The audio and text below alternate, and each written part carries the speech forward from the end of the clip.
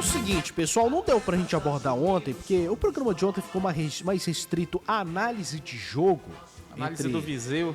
Análise do Meia hora Viseu. de Viseu TV. Especificamente. Mas não tem como não falar, Matheus. Quando o cara Lá é vai vaiado você, lá vai. e é mandado tomar suco de caju por mais de 20 mil pessoas no estádio, não é uma coisa que deve E passar mais batido. algumas fora dele. Sem falar a galera na internet, né? Vamos focar no outro assunto hoje, com relação ao Clube do Remo, que é sobre a estrutura do time e também sobre contratações. Porque ainda se fala de contratações do Clube do Remo, algumas delas, inclusive, já vão poder estrear na próxima rodada contra a Chapecoense. Pelo menos é o que disse o Marcos Braz, né? O executivo de futebol do Clube do Remo, que falou sobre essas contratações com a reportagem da Liberal antes do jogo começar. Vamos começar por aí, vamos ouvir o Marcos Braz.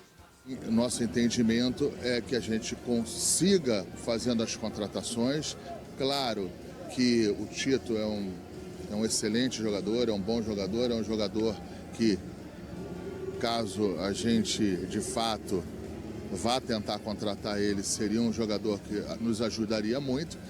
Mas a gente ainda está analisando para ver onde é que a gente vai fazer as propostas, mas o que eu posso te fazer, deixar tranquilo, e a torcida do Remo, é que a gente está trabalhando muito para que a gente reforce ainda mais o clube para esse segundo momento da competição.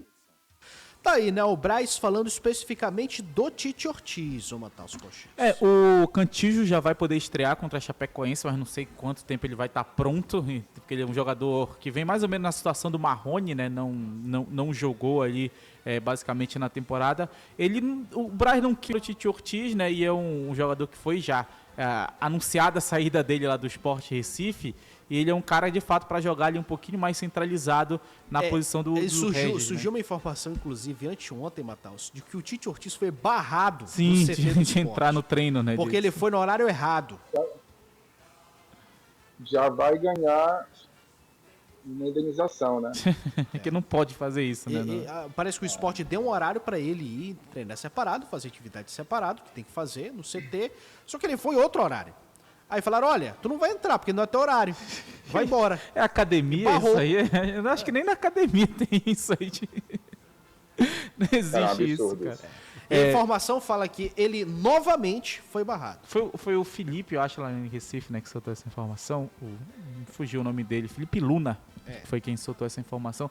Cara, o Remo, a contratação do Cantillo, em termos de característica, acho que até ok, mas em termos de volume de peça, a gente já falou bastante aqui, e é esse tipo de jogador que o Remo ele tem que contratar, falando do Tite Ortiz. É um cara que chegue para uma posição que hoje, até em termos de volume, não tem tanto, porque tem um Regis que não aguenta jogar 45 minutos e tem um Dodô que está praticamente escanteado, mas só tem os dois. Já foi utilizado Adailton por ali, por exemplo, também. Pavani entrou por ali, mas não deu muito certo. E aí é um outro ponto. Trazendo um 10, um dos volantes acaba perdendo espaço. E aí abre mais ainda a concorrência, ficam 8 jogadores para 2 posições. Hoje são 8 para 3, podemos dizer assim. Então já já abre uma concorrência ainda maior, acaba inflando. E eu sinto, cara, nas palavras do Marcos Braz, que o Remo ele quer deixar esse elenco robusto mesmo. E é uma coisa que eu questiono. Beleza, se vai o outro clube vai pagar metade, o Remo não vai ter tantos custos, beleza, interessante até aí dentro disso, mas será que vale inflar muito tu ter ali 40 jogadores, pelo menos 10 que não vão nem ser utilizados, 10 que o treinador praticamente não vai conseguir nem botar para treinar junto ali do alto nível? Eu acho que é um ponto interessante que tem que ser questionado sim, mas pelo que o Braz deu a entender, o número de jogadores que chegar vai ser ali extremamente relevante para o Remo decidir o número de jogadores que vão sair. Então, a gente vai ter daqui para frente também, possivelmente, saídas no Clube do Remo. Verdade, né? Porque não faz sentido você inchar tanto o elenco num calendário que não te apresenta tantos jogos em um curto espaço de tempo como nessa parte agora da temporada, né? Tem sempre pelo menos aí um espaço São de uma semana 23 jogos daqui para pra frente. Verdade. E em poucas semanas, né? Vai ter uma diferença de jogo sim. de 3 em 3 dias. Mas enfim, senhores, vamos esperar o que essa nova janela vai vai dar conta, né, do clube do Remo, porque na primeira janela o Remo ele não foi tão agressivo, né? Fez algumas poucas contratações que que já estrearam. Mas agora nessa janela o Remo, antes dela abrir, já acertou com 3. Pelo menos já anunciou um deles, né? Que é o Cantígio, que já pode jogar, inclusive, no domingo. Até acho que ele pode ter alguns minutos de jogo, tá? Para já mostrar essa cara aí pra torcida azulina. E ao contrário do Paysannu, né, que foi muito agressivo nessa última janela e deve fazer contratações um pouco mais pontuais quando abrir essa janela agora a partir do dia 10. Vamos abordar outro assunto também, porque surgiu um vídeo nas redes sociais do próprio Marcos Braz. Só, a gente tá vendo aí o vídeo que estava no Instagram do Marcos Braz, ele postou nos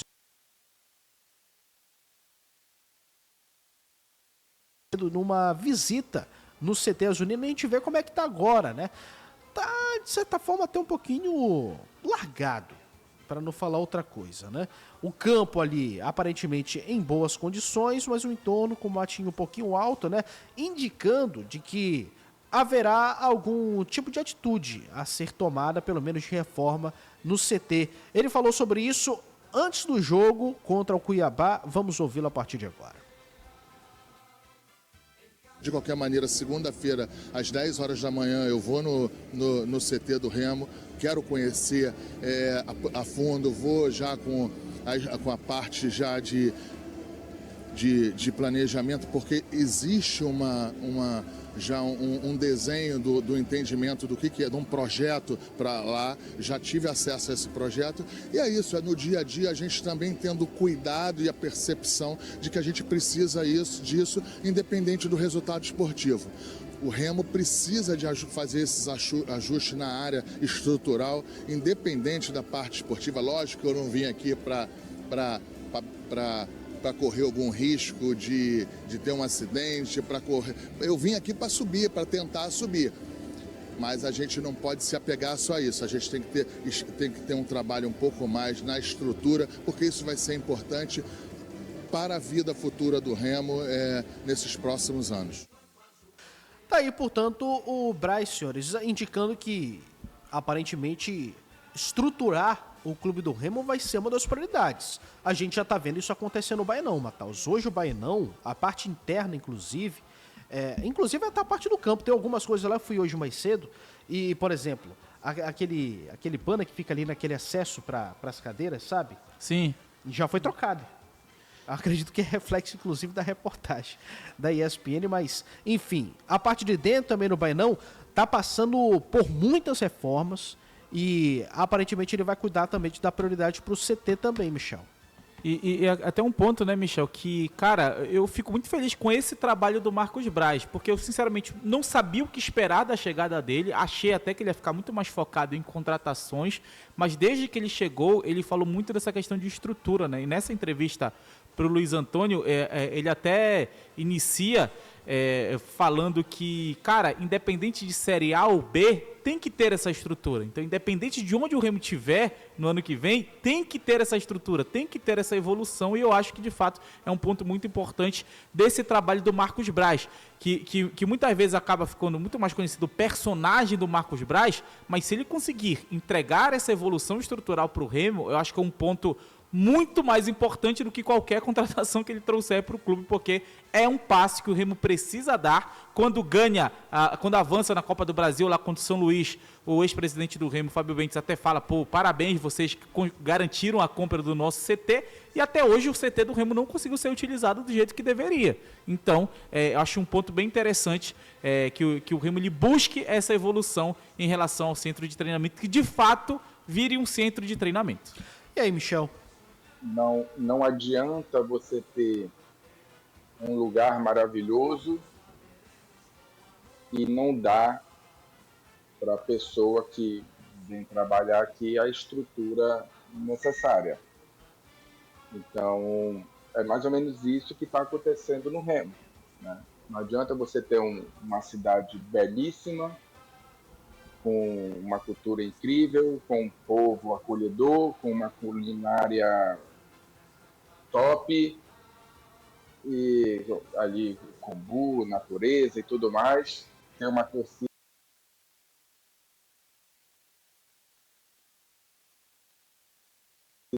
é um fenômeno, e aí você não tem o básico que é para o cara poder desenvolver o trabalho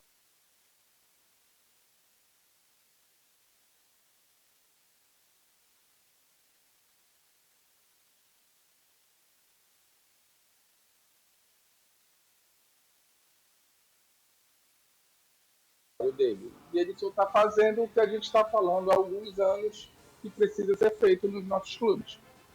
E parece que agora vai andar o negócio. O Tonhão com o papelinho já haviam dito que no ano passado a meta era subir, né? Então esqueceram essa parte, né? Deixaram de lado, e foi promessa de campanha do Tonhão fazer com que o Remo evoluísse como clube. Então agora a gente está vendo o Braz um pouco mais à frente nessa questão, logicamente com o devido contato com a diretoria, mas isso daí, cara, era mais do que necessário, né? Tanto de um lado quanto do outro. Enquanto a gente... Eu acabei de falar da Tuna que precisa para poder começar a pensar em trazer algum jogador diferenciado, que acredite no projeto. Para Remo e Paysandu pensarem em trazer jogador de Série A, e começar a brigar realmente, a gente está próximo ali de conseguir um acesso, né? Não sei se vai conseguir, tem muita coisa para acontecer. Mas acontecendo ou não, independente, como falou o Braz, tem que ter essa estrutura para que possa estar evoluindo. É isso, meus amigos. Teve um comentário aqui do ouvinte perguntando se é obrigatório ter CT para estar na Série A. Não sei se é obrigatório, mas presume-se que quem vai para a Série A normalmente tem CT. Né? Normalmente quem tá na Série A já tem o CT. Há muito tempo. Obrigatório agora, por exemplo, né, a biometria facial. Tem um detalhe sobre a biometria facial. Hoje vai ser o primeiro jogo na Neoquímica Arena. Hoje não, né? Essa semana. Tem Corinthians e Bragantino. É o primeiro jogo na Neoquímica Arena que vai ter biometria facial. Bacana. Na Neoquímica Arena. Ficou parado, né? Por conta da Copa do Mundo. Então só agora o Corinthians volta a jogar. Pois é. E isso vai prender muita gente. Não só no estádio do Corinthians, mas... No Brasil todo já aconteceu, né? Esse tipo de caso aí. O cara chega lá e na hora depois a polícia chega e pega ele. Tem dessas também, sim. Então, evolução, né? E aos poucos está sendo implementado para virar uma regra de fato. João Lobato tá por aqui, também falando do Viseu, o Everaldo Gonçalves, amigos, com um investimento desses, o presidente da União. Perdi o Fabrício. Achei. Antes do investimento desse que o presidente da União está fazendo, acesso a... Esse final tem É obrigação. acesso à obrigação? Não sei, cara, se é acesso à obrigação. De fato, pra mim, eu acho que o acesso não é obrigação não, cara. De verdade. Cara, pelo investimento do Remo, não vou dizer que é obrigação, mas se não subir, ano que vem não sei se ele vai fazer esse mesmo investimento. E Natal,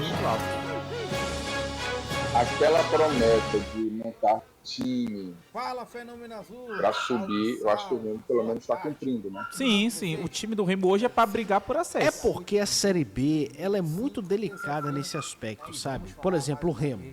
É o maior investimento que o Remo está recebendo em muitos anos, talvez na sua história.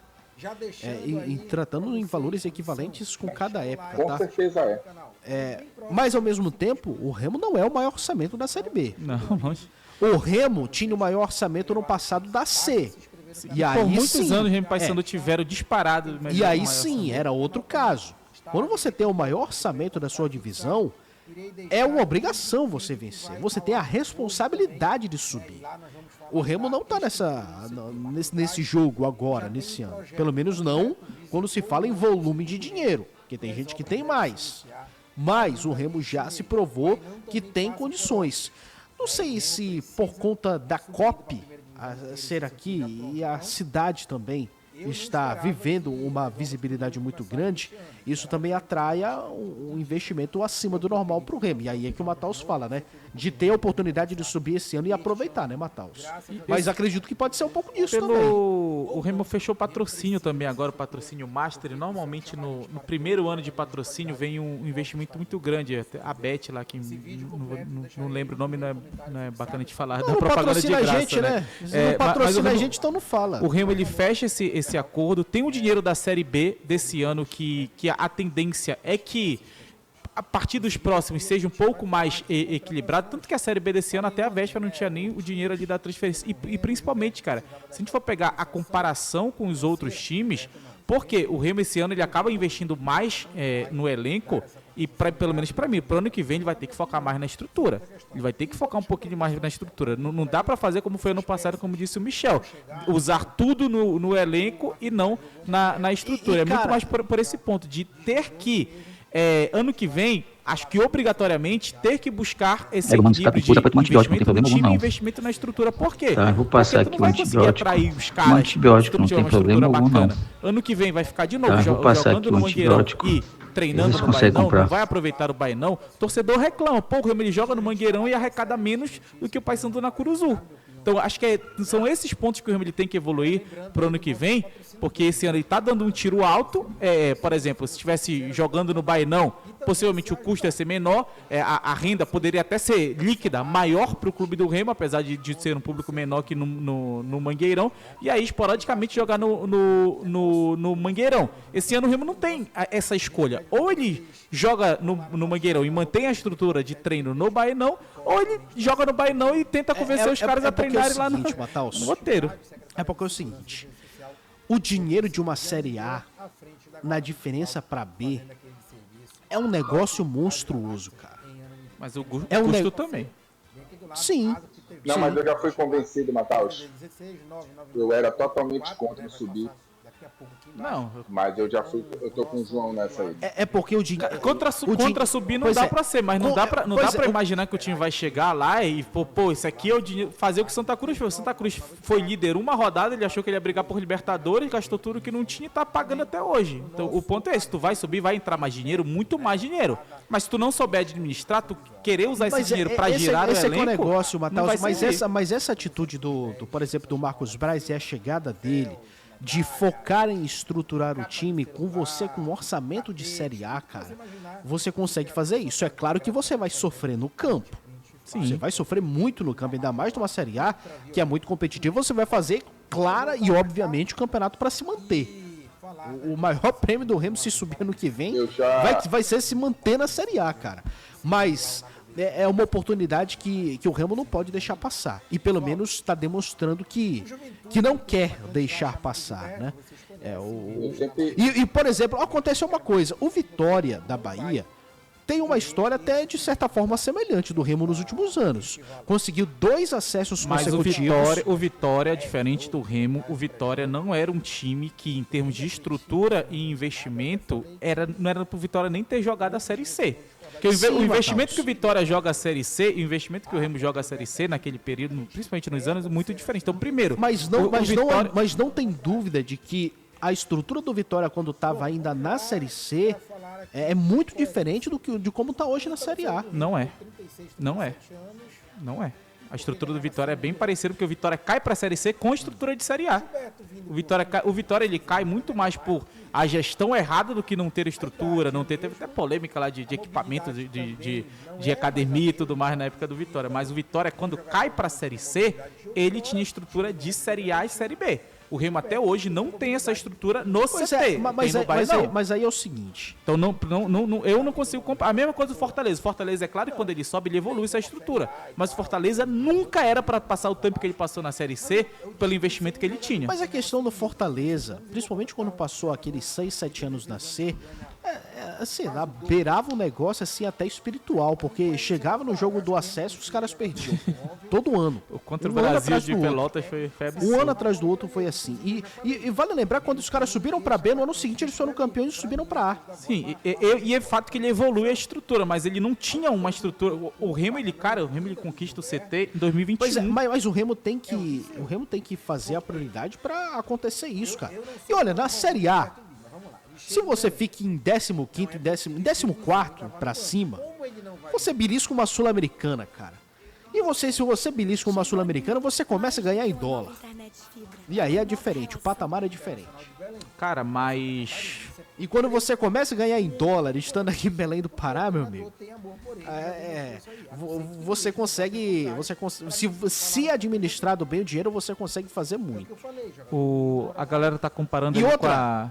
E outra, logisticamente, jogo de Sul-Americanas que apresenta logística, assim, cara, complicada, você tá em Belém, você não tá tão mal posicionado assim.